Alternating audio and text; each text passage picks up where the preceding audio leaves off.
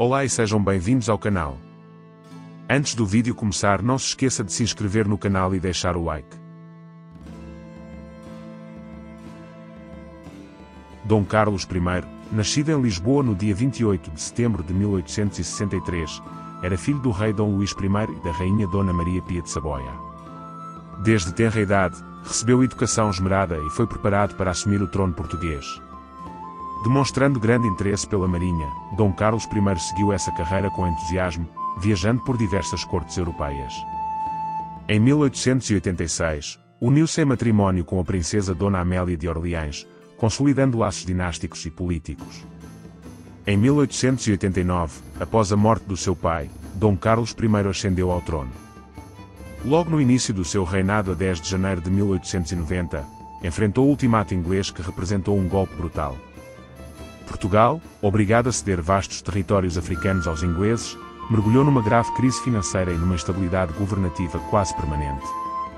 Essa humilhante derrota corroeu irremediavelmente o prestígio das instituições monárquicas, incluindo o próprio rei, que subira ao trono há menos de um ano.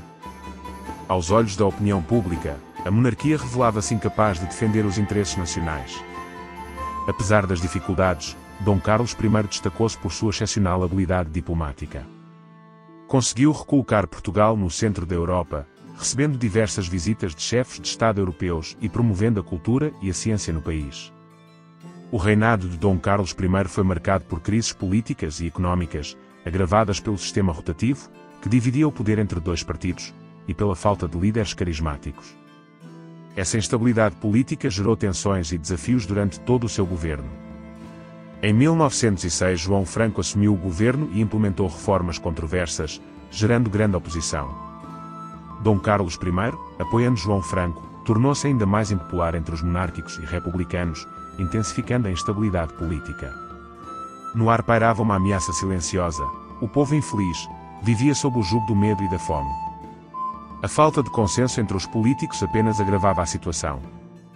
Enquanto isso, o rei hesitava em tomar decisões firmes e o governo recorria à repressão para silenciar os dissidentes. A vida miserável dos portugueses contrastava drasticamente com o estilo de vida do monarca. A sua participação em numerosas atividades sociais frequentadas apenas pelas elites reforçava a imagem de um rei distante dos seus problemas e do seu povo. O governo de João Franco, incapaz de implementar a prometida vida nova, buscava moralizar a sociedade através da perseguição de qualquer um que manifestasse divergências, principalmente os republicanos.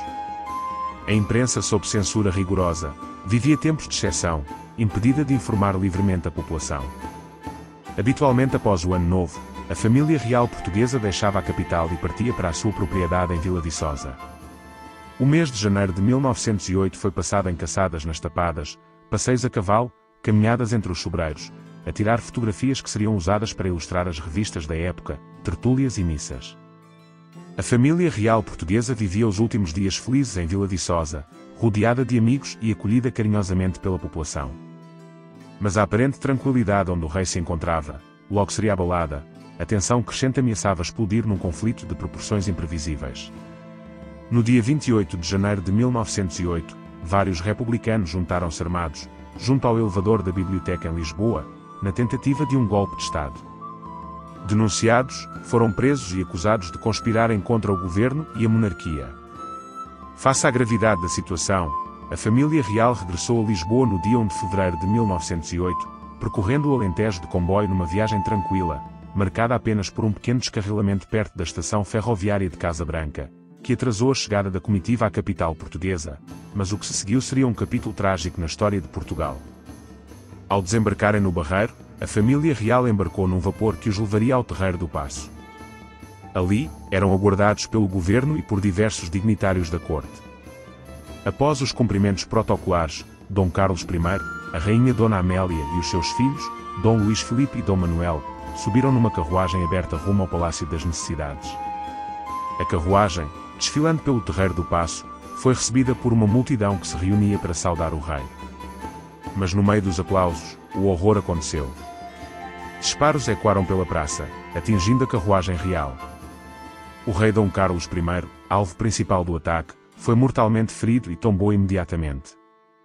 O príncipe Dom Luís Filipe, herdeiro do trono, também foi atingido e sucumbiu aos seus ferimentos pouco depois. o infante Dom Manuel, mais afortunado, sofreu apenas um ferimento no braço. Os autores do atentado, Alfredo Costa e Manuel Buissa, foram abatidos no local por membros da Guarda Real. A investigação posterior apontou que os dois homens faziam parte de um grupo republicano que planeava derrubar a monarquia. A morte do rei e do herdeiro chocou Portugal e toda a Europa. A Inglaterra, em especial, aliada de longa data de Portugal, expressou profunda indignação e lamentou veementemente a falta de punição aos responsáveis pelo crime.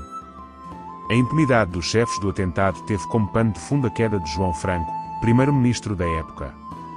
Franco, odiado por muitos pelo seu apoio ao rei e pela falta de medidas para proteger a família real, foi responsabilizado pelo atentado. Com a sua queda e o regresso dos partidos tradicionais ao poder, a investigação sobre o regicídio perdeu força e os culpados não foram devidamente punidos. Dom Carlos I, apesar de ciente dos perigos que corria, recusava-se a ceder ao medo. Num desabafo ao seu ajudante de campo, o tenente-coronel José Lobo Vasconcelos, meses antes do atentado, ele expressou a sua determinação em cumprir o seu dever. Tu julgas que eu ignoro o perigo em que ando? No estado de excitação em que se acham os ânimos, qualquer dia matam-me à esquina de uma rua. Mas que queres tu que eu faça? Se me metesse em casa, se não saísse, provocaria um grande descalabro. Seria a bancarrota. E que ideia fariam de mim os estrangeiros, se vissem o rei impedido de sair? Seria o descrédito.